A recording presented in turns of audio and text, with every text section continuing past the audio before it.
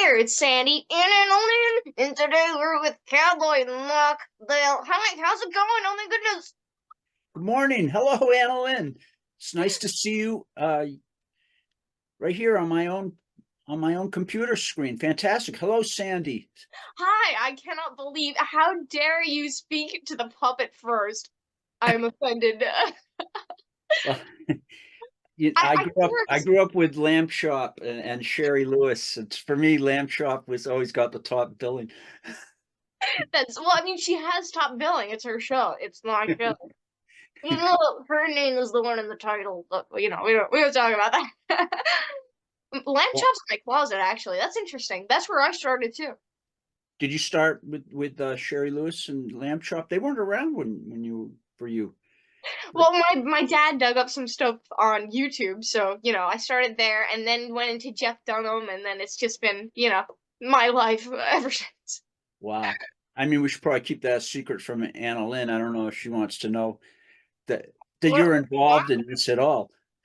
puppets? I don't know anything about puppets. I don't even like puppets. It's not, of course. Why would you? Well, all right. AnaLynne is gonna ask you the very first question right here. So go for it, AnaLynne. So we must start at the very beginning, as we always do. So, Mock, when did music first enter your life? Wow. Well, it entered my life from I was lucky I grew up in a musical household. My dad ran a hi-fi store and with a big record department. And from my youngest days, I'd be at the store. Not only did he sell hi-fi and stereo, which was a new thing at the time, and records, but he also rented a lot of gear for traveling musicians. Like Ray Charles used to Oh my rent God. his B3 organ from the Music Box, my dad's company, and I'd see gear coming in and out, and I got my hands on microphones and oscilloscopes and all this interesting gear as a little kid. I would play with it. So I was surrounded with music. I loved classical music in the beginning. That was my prog rock at the time, since rock hadn't wasn't really rock had begun. Elvis and the earliest rockers were around, but my in my family that wasn't what my mother and dad listened to. They listened to classical music, they listened to jazz, and they listened to folk singers and people like Julie Andrews and Harry Belafonte.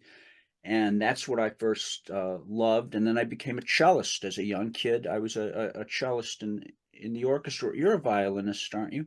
Yes, I am. I'm not a great violinist. I used to be, but I think looking back at it, I wanted to, I loved the music.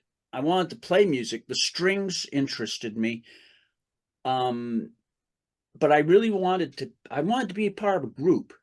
I liked the making music as a part of a community of musicians making music. The school orchestra kind of was the only doorway to that. And then all of a sudden, this explosion happened in my early lifetime when I was 10 years old. The Beatles were on Ed Sullivan, and the next day, everybody wanted to get an electric guitar and drums and start a group. And not just to play the music, but to be a group, like a group of guys or girls, or the kids on the neighborhood um, would have. I mean, we used to always get together to make mud pies or throw stuff at each other, but now we were evolving up to, hey, you could be a drummer and you could be a guitarist, and nobody has a bass or knows what a bass looks like, but there's an extra guitar over there, and you could pretend to be the bass player. We would put these groups together. So that's where I switched from the classical world into the rock world. And since I'd been playing cello, it made sense to continue with the strings. So I became a guitarist, and that was my thing for the first 20 years of my life, until I was picked by musicians that were coming to see my shows and saying, put down the guitar and just hit that microphone and just get out front. It wasn't so much that I was singing like a bird, it was more the way I felt the music. I was very into soul music, I was very into rock, and I was very into dancing and I was into having a party and having a scene and making something happen. The other guys just wanted to play their guitars, man. Let Mach Bell make the happening happen, and that was my thing, to make the happening happen. Um,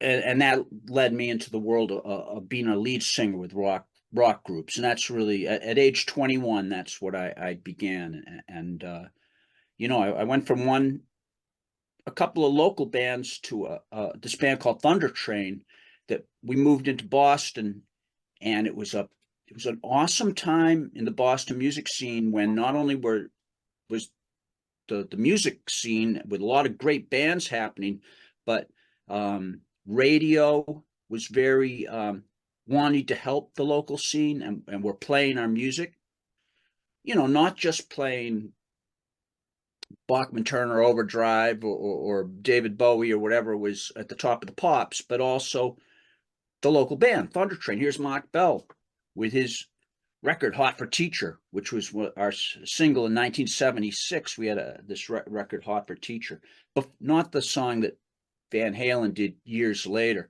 Ripped you off. We were on to the same thing. We were on that same wavelength before they were. A lot of people compare my band Thunder Train to Guns N' Roses, which didn't happen until like 15 years later. But we were like the god in there's an article actually in Rolling Stone magazine where David Frick, the senior editor of Rolling Stone, was the one that said the godfather of Guns N' Roses is Mach Bell and Thunder Train. I was playing in Thunder Train for 5 years, and after that band broke up in the late 70s, Joe Perry also had left Aerosmith. Now, Aerosmith was a local band to me. I grew up, I grew up going to their gigs at the local teen centers and small gigs. They were on fire from the beginning. I mean, we went in and it was just like, wow. It'd be like going to your local gym and suddenly seeing a young Michael Jordan come in and start, throwing basketballs across the whole gymnasium and sinking them every time. That's what Joe Perry was doing with Aerosmith. He was sinking the baskets, and Steven Tyler was hitting home runs. From the very beginning, I was like, whoa, what planet did these guys come from? They were like totally different from anybody in our local scene. I don't have to tell you that Aerosmith had a fantastic run in the 70s, but at the same time, Thunder Train was breaking up. Joe had enough of his relationship with his lead singer. Steven and Joe famously have tension between the two of them, and Joe needed a timeout from Steven. So Joe started his own band called the Joe Perry Project in 1979. And he got a fantastic lead singer for that band, Ralph Morman, who was playing the same circuit as me, clubs, small theaters. Ralph had some health and sobriety issues. Ralph's guy sings "Let the Music Do the Talking" on the first Joe Perry Project album, which was a good size hit on its own. And I'm sure Joe would have liked to continue with Ralph, but Ralph was not able to tour. So Joe auditioned and got Charlie Farron, who's another local super musician here on the Boston scene. The Joe Perry Project was, to me, it was a flip side of, I grew up with these British bands. There was John Mayall and the Blues Breakers. John was a blues singer, but he would bring in guitarists. He had Mick Taylor, who went on to be a Rolling Stone. He had Peter Green, who went on to lead the original Fleetwood Mac. He had Eric Clapton. And speaking of Eric Clapton, the other laboratory band in England was the Yardbirds, who had Clapton as lead guitar, who had Jeff Beck as lead guitar, who had Jimmy Page. Now, I bring that up because Joe was like turning that on its head. It was a laboratory for lead singers. Joe was the lead guitarist, and he wasn't going anywhere. It was the Joe Perry Project. But he had Ralph, and he had Charlie, Then he had Cowboy Mach Bell for 2.5 years. Since then, he's had the singer from Extreme, Gary Sharon, goes out and sings with the Joe Perry Project. You know, because Joe still pulls it together when he's not doing Aerosmith work. Anyway, that's. I was talking to David Hull, who was the bass player with the Joe Perry Project before I joined the band, and he said, you know, now, and his lead singer Charlie Farron is untouchable. He's the best singer around here. But David said, you know, I liked you. I think Joe was smart getting you, Cowboy, because so he didn't say it, but he almost came out and said it was like the Monkees. Joe Joe was in the middle of being booked, national tours, the Joe Perry Project. They'd done 2 albums on Columbia Records, the biggest label. They were looking for a new deal, and all of a sudden the band all broke up. It was with Joe Perry and a drummer all of a sudden, and they needed a band to go out and do these shows, and they didn't really have a lot of time to like do auditions and go look for a new singer all over the place. So in the office, Joe's new manager and his assistant, Earthquake Morton, put their heads together and said, let's put together a band. Kind of like they did, you know, we need a guy about the same height as Joe, but, you know, let's get a blonde guy because Joe is a dark-haired guy. Or I don't know what they were thinking, but they said, you know, these guys would look, and Danny Hargrove, my partner on bass and sang with me in the band, same thing. They'd never seen me jam with Joe. I'd never even met Joe Perry. And same with Danny. But in the office, they just said, let's put this group together. And then they called us all up and talked us into it and put us out on the road. It was amazing. And it was actually, they did a really good job. I think that the managers in this particular case, like the guys that dreamt up the Monkees, I mean, who could put together a band like that in real life, you know, walking up and down the street, hey, anybody play bass? But to have a producer say, Peter Tork's the man you need, you know, hey, he is the man I need. Everybody needs a Peter Tork. You know, anyway, so I ended up in Joe Perry Project. See, Sandy, I told you, I can go. You asked me one question, or AnaLynne asked me one question, and here we are 20 minutes later. Hey, I am happy to hear every little detail, everything about you. I'm so fascinated by you after like I feel like I know so much more about you now. I can't believe that you went from cello to just picking up the guitar and then you're like, what the heck, I'll sing. I'll get the energy up. Was that like how was that for you? I mean, Well, what were you thinking when you eventually went to just lead vocals? well, you know, as I do, if you start your adventure in the strings with the in the string quartet, and you've been trying to play the violin and get those intonations correctly, and you're trying to hold the bow and do the frog and the whole thing, and that,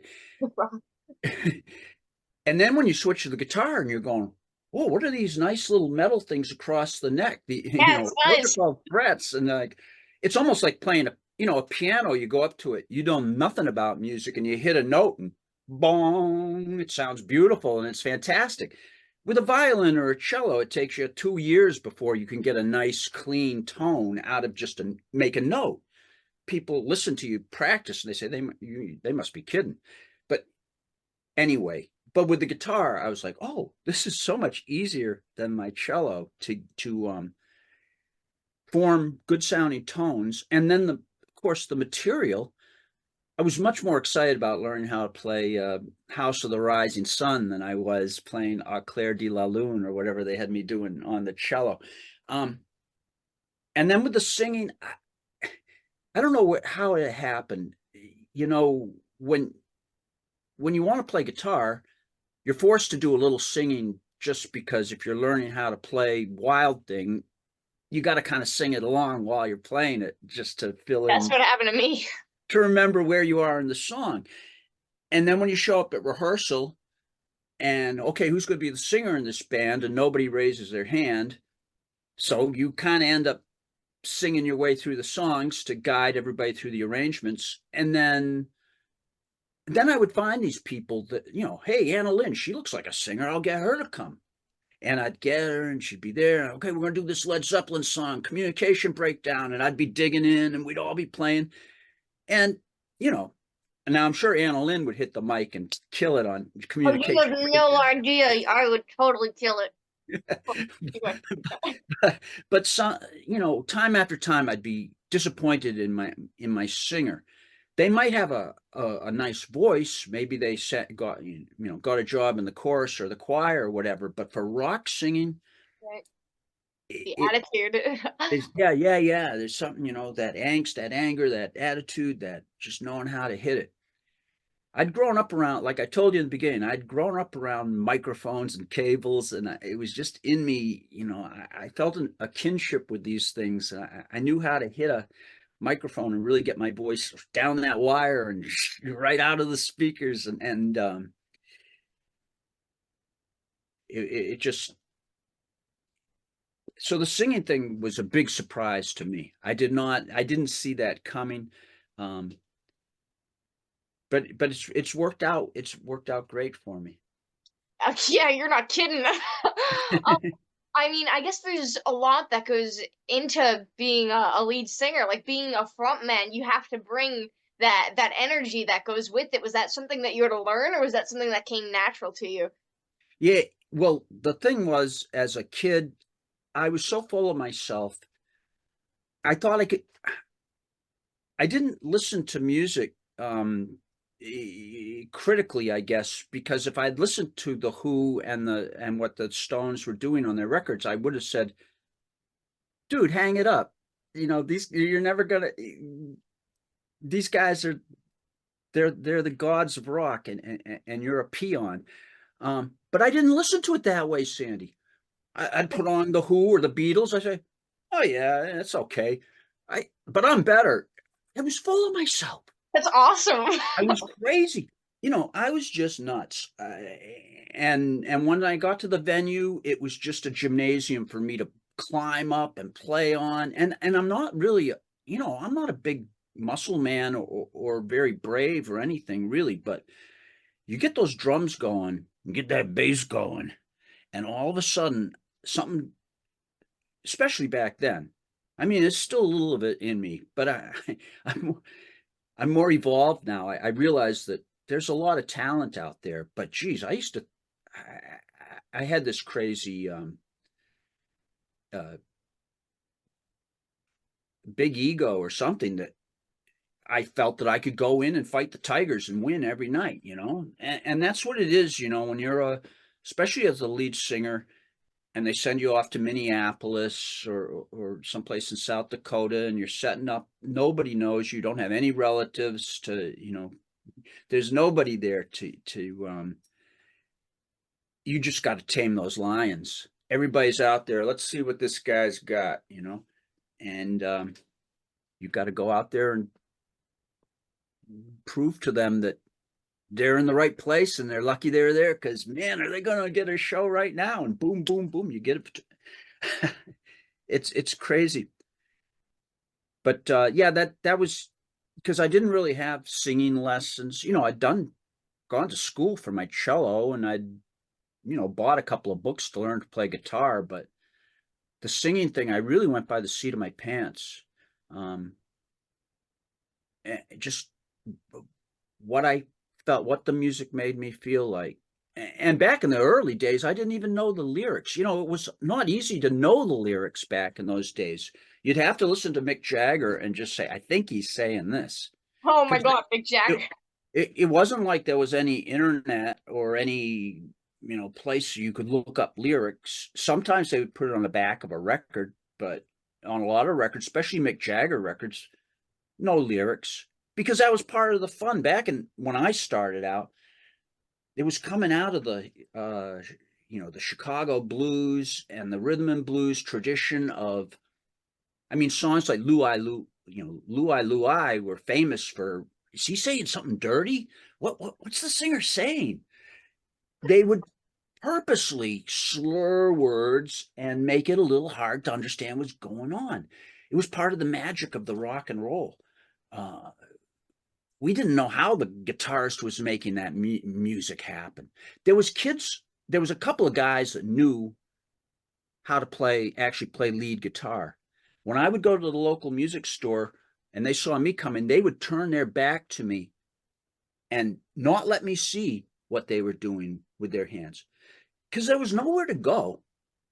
You know, you'd watch Ed Sullivan, you'd have that moment on a Sunday night when the rock band would come on and you'd pray they would show the chording hand, but they never showed the chording hand. They never, they showed the singer, they showed the drummer, and then they went into a psychedelic thing with the camera where it all went out of, no, show the guitarist's hand, or if they show the guitar, they show his picking hand, and you're like, no, I want to see how he makes a bar chord. How the heck do you do a bar chord? It was all just mystery stuff. Tutorials had not been invented, so I say all that because I didn't even know the lyrics to the songs that I was singing half the time. And in the early days of rock, I just go out there, hang on Sloopy, and then let it loose from there and make up my Sloopy story. I just knew the hang on Sloopy part, and it would come back around. And everybody be dancing their pants off, having a blast. Oh my It God, was now great. I have so many questions.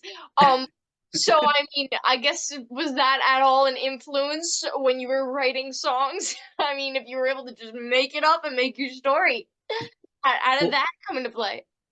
yeah, I mean, on the Once a Rocker, Always a Rocker album, the album I did with Joe Perry, we wrote the record on the road at the gigs, and I have alternate lyrics on just about all of these songs.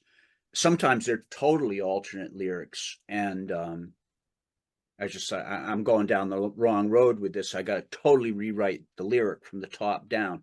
Um, Adriana is on the albums like that. It it it it was a sex and drugs and rock and roll song when I sang it in the clubs, but it's more of a happy romance with a girl song when I cut it on the record. Um, That's fascinating. because we had nothing but time at these gig. I said rehearsals. They were our gigs. They were our tours. We'd go out, but I'm talking. We were playing in clubs, concert clubs, a lot of the time, and you could get away with anything. And especially when Joe Perry's your lead guitarist, I'm not saying Joe's loud, but he's loud. And so the singer, I could have been ordering off a Chinese restaurant menu into the microphone and nobody would know the difference whether I was singing or ordering my dinner because the guitar was so loud. It was just, that was what you heard. Um, but yeah. I just come from a different tradition, and the soul guys too really put a lot of that into me. Guys like Otis Redding. If you go back and listen to your Wilson Pickett, Otis Redding. I mean, Otis Redding goes, "I'm going to do. I can't get no satisfaction." Now I know I can't get no satisfaction by the Rolling Stones, but when you hear Otis's version, he never sings any of the verses. It's just, I can't give me no satisfaction. I can't get it. I can't get it. I can't give me no. And so, yeah, okay. Well, what's the drive into, the verse? No, the verse never happened. No. And that was kind of me. I can't give me no. Come on. That's so funny. Oh my God. So would you say that the attitude and the music behind the song is more important than the lyrics? Well, I won't say that at all because now that I'm evolved and I listen to music and I hear what happens with when I see what you and Jeff Young did at MusicCon when I saw you guys play. I mean, you guys really learn the music and the chords and the lyrics, and hey, it's worth a while because the lyrics are amazing and the music's amazing and the way it all fits together. Music progressed a long ways since it did when I was playing the breaks at Sock Hops in 1966. So I'm not, and now, and my music career has continued since the 60s. I still play all the time, and And so I'm trying to evolve and let my band spread their wings and show all the beautiful things that music can do. But I'm just telling you, at the heart, I can't give me no, no, no, no, no. Come on, come on. You know, that's buried deep down inside, and that's what I keep coming back to. And you know, I feel that the rock needs a little bit of that. You know, I really miss soul music. That was beautiful in the 60s, that for every new Beatles tune there'd be a Sly and the Family Stone tune, or you know, of course, the amazing Tamla Motown stuff and the Stax. um, there would there was such a wide horizon of awesome hooks and feels to pull from between the soul and the rock, and then when they did come together with bands like Paul Butterfield or Sly and Family Stone, it was just like, wow, Gosh. so Oh, heavy. you're describing every bit of like just the way it all feels when you're listening to it and absorbing it. It's like Your you're band, I know you're a huge Who fan, and you know the Who came from that rhythm and blues soul thing when they were the high numbers in the early days of the Who. There's some great recordings of them doing soul numbers, and that was in their blood too. And that aggression and that grit, you know, it's at the heart of the Who music all the way through, really. Um, but you know, there's so much more. You know, I just have my little corner of it. no, it's awesome. Oh my gosh. But you You're know that I had dinner with Michael Nesmith. what? Yeah, yeah, I was before I was in Thunder Train. I was in a band with my girlfriend was the lead singer. I was the background singer. We had a band called Joe Flash, and this is around this is a year or two after the Monkees had gone off the air on NBC. I mean, they never went off the air, but as primetime TV in their initial run. And Mike Nesmith was coming to town as a solo. Um, Joanne was her name. I think had just been a hit. And listen to the band was released as a Monkey song, right? I'm trying to remember what I, I can't tell you. I'm sorry, I can't tell you what album he was promoting. But anyway, this was very soon after he had been on the cover of every glossy teenage girl magazine in America and on TV with us all watching. Um, a little club in Boston, just a little place with tables. So you would go, and he wasn't even the headliner. It was a band called Dan Hicks and the Hot Licks. Dan Hicks had a song called "How Can I Miss You If You Won't Go Away," and so it was at Paul's Mall. It's the name of the venue. We got our tickets. Now we like Dan Hicks too, but we were there for Mike Nesmith. So we get down there, and it was a two night thing. And we got there the first night, and the guy at the door, "I'm sorry, the band couldn't make it tonight." And we said, "What?" He says, "You can come back tomorrow." I said, "Mike Nesmith's not couldn't." "Oh, well, actually, Mike Nesmith is going to be here. Dan Hicks and the Hot Licks couldn't make it. I mean, if you want to come in, you won't be able to use your tickets tomorrow. But if you want to come in, you can come in. But all you're going to get is Michael Nesmith." All you're gonna get. Come So on. we're like, and there's nobody else around. And we're like, "Hey, Michael Nesmith's in there." Boom, we're in there, ringside table, right in front of the stage. What? There could have been 14, 15 people in the place. Oh my god. And out comes Michael. No problem with him. You know, he's happy to be. I guess he'd probably play to enough, screaming Spectra domes. He didn't really need that. He just needed a stool and his guitar, and he sat down, did a beautiful show, puts down the guitar.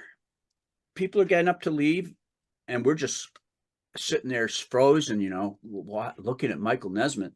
And he steps off the stage, sits down at our table. "Hey, how you kids doing?" um, and then engaged us in conversation, and we talked for a little while. And the guy's sweeping up while we're talking, and hey, you want to step out and have some dinner with me?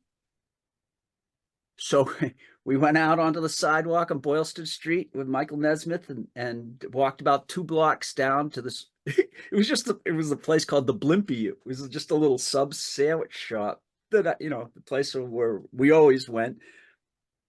That's where Michael Nesmith goes too. So we all went in a little plastic booth, and you know, a lot what he was telling us, a lot of it I've read in books since. But at the time, my bass player and I were very interested to hear about Jimi Hendrix when they toured with Jimmy Right. for a while, and about and Nesmith was telling us about that, and he said, and if you noticed on the TV show, I was started using a Marshall amplifier after I did those dates with Jimmy, and then he was talking a little bit about the dressing room situation that NBC had for the Monkees, where they had their own little kind of igloo set up where they'd be inside this area where they could party and do whatever the Monkees like to monkey around with in their area, and then they would, as I remember, he said there was lights on the wall, and if the red light came on, Davey had to go out for a shot. If the green light came on, it was Oh Mickey. my gosh. I don't know if it was as he described it, but he said Right. they'd get called out and then brought back to their container, so they'd keep track of them. I don't know. He's telling us a bunch of these different stories, and the whole time, though, I was just like, wow, it's such a the whole machinery of the industry is so amazing because I mean, you wouldn't be able to get close to that guy 12 months before this. He Yeah. was a TV star and a music star. Do you know in 1967, the year that the Beatles released Sergeant Pepper's and the Stones were also on top of the charts, 67 record sales of the Beatles and the Rolling Stones combined did not equal the record sales of the Monkees. The Monkees in 1967, the Monkees records outsold both of the Beatles and the Stones combined. That's crazy. Oh my It's God. crazy, man. That's the power of 9 and 10 and 11-year-old kids all going, Mommy, get me that record. I would have been one of those kids. Yeah, me too. Absolutely. Yeah.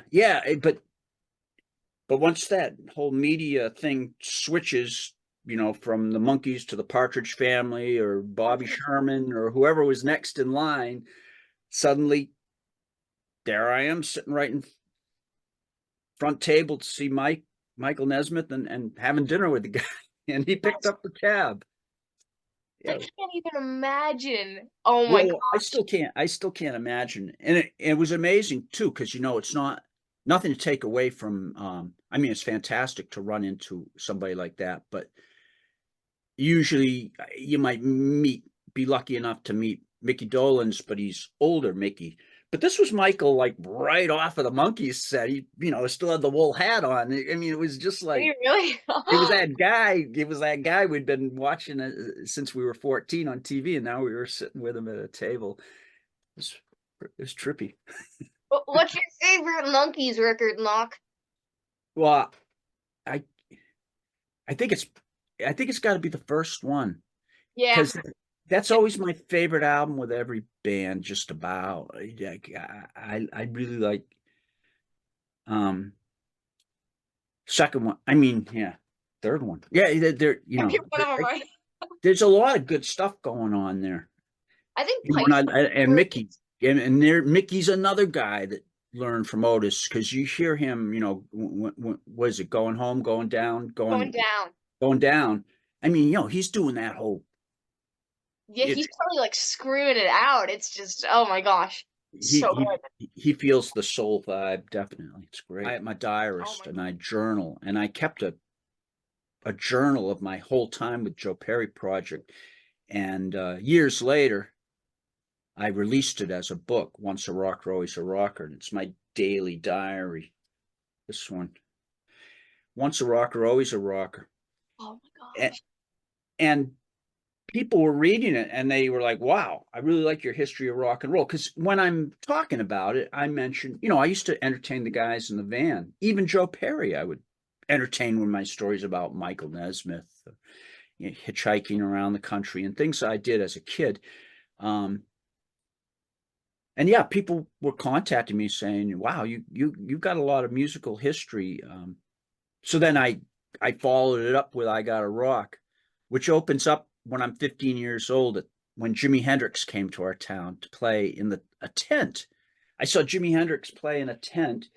Um, Just walking down the street and there's Jimi Hendrix. yeah, I mean, it wasn't just walking down the street, but it was before Jimmy had really broken big in America. Oh my god. So you could still see him in a small place for $5. And I saw Led Zeppelin the following year in that same little tent in What? so I told those stories in the second book, I Gotta Rock.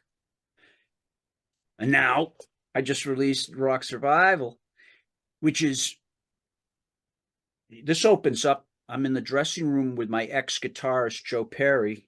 He's rejoined Aerosmith when this book opens up. And I'm in a dressing room with Joe Perry, Michael J. Fox, and Axl Rose having a conversation. And then it rolls from there. So yeah, I've got all these. I was just like a fly on the wall for a lot of cool rock and roll action over the last 5 or 6 decades. That's just what you're just like, Axl Rose, Joe Perry, Michael J. Fox. Not that big of a deal. Well, it's not big. It's not that big of a deal if you're just going to drop names all day and say who you've met. But I have a story that I can tell about it too, where what I talked about with these guys, or not only did I meet Michael Nesmith, but he bought me a submarine sandwich too. And so much more. Where can people get the books? Oncearocker.com is my website. Oncearocker.com, and that is the best place. If you can get a book directly from me, which supports Cowboy Mach Bell, and I'll autograph it. But it also will lead you right to the links. Amazon, Barnes and Noble, all those kind of places sell my books too, on all the online bookstores. Yeah. But yeah, oncearocker.com. And also that's where you go to find out about Mach Bell Experience, which is my new band. And in my new band, I'm doing all the music that I talked about.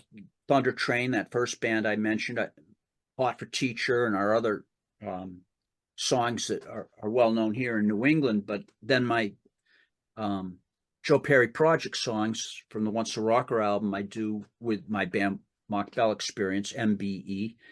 And we're doing new material. Here's our new single, Power Fever. Awesome. Yeah. So we're about to go out for spring and summer. We're actually hooking up with David Hull, who was the bass player with Joe Perry before I joined Joe Perry Project. His band, the Dirty Angels, are going to be doing shows with us. So it's going to be some good old rock and roll, man. Yeah. Oh my gosh, that's so exciting. Yeah. Oh, that sounds like a blast. And he's kind of doing the same thing as me. David's amazing. He's somebody you should have on your show. As a kid, when he was like 15, 16, he played with Buddy Miles. David has actually jammed with Joe Perry. And David's like my age, so he was just a tiny guy when he was. And then, he was with Joe for a few years. And then whenever Tom Hamilton has an issue where he can't make a Aerosmith date, they always call David Hull. David's played many dates with Aerosmith over the years, amongst other bands. He's been and James Montgomery Blues Band, which is the big blues band here in New England. David's the musical director on that too. So yeah, he's fantastic. But at heart, his main thing is he's a ferocious rock and roller, and so that's what he's going to be doing when he goes out with me. It's going to be just balls to the walls, rock and roll all night. That sounds pretty killer, Knock. Yeah. So, Thank you, AnaLynne. I I love your life. I mean, I don't really know any other way of putting it other than like God. I've learned so much about you, and I just think you're like the coolest guy ever. And because of that, I would like to hear your words of wisdom. Yes, my words of wisdom. Well, the first one is the one that I shared with you at the top when you said, "How do you pronounce your name?" I said, "Don't name yourself Mach." Um, Mach is actually Mark with a Boston accent. Mach. Um, but yeah, people call me Match. People call me, they don't know what to call me. Muck, Mick, Mac, Mach. Yeah, words of wisdom. Get into it as early as you can. Obviously, or I think it's kind of rock and roll. You can get into it at any age and have a blast with it. But but after you watch this podcast, go get a harmonica or something to start tooting and let's get going because the times Yeah. it's kind of like ballet. You don't get into it in 33 necessarily. Most of the because everybody in the lines going, well, I've been dancing since I was 3 and you started when you were 33. Some things just um yeah, and don't don't take it so seriously that it gets you down. I mean, don't start off by looking at a Eddie Van Halen video and going, maybe I shouldn't learn guitar after all because there's no hope for me.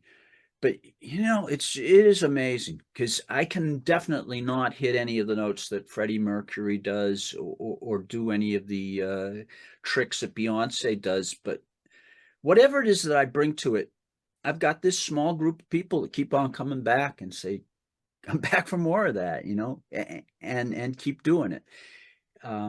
We all, who to me, Mickey Dolenz is just as great a singer as Freddie Mercury, and you put them together in a note hitting contest.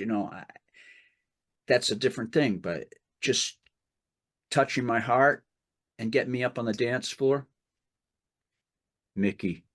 Um, Absolutely. I mean, isn't about like I don't know that it's necessarily about skill. I think it's more about how it makes you feel. That's the magic of it. There's so much magic in it too. It's there's something for everybody in it. So yeah, rock out. Come on, folks, Yeah. everybody. What do you? Yeah, absolutely. Rock out. Pick up a And, guitar. yeah, and if you can't pick up a guitar, dust off your records and put them back on the turntable and get some rock in your life. Some rock too, not just the pop. Nothing against pop. I like pop, but I mean, put on that new Rolling Stones record, Oh, I Hackney haven't even heard it Diamonds. yet. Oh boy. I know I'm really behind. And then listen, and when you get it, listen to when Paul McCartney, "Why'd You Bite My Head Off?" Listen to Paul McCartney's bass line.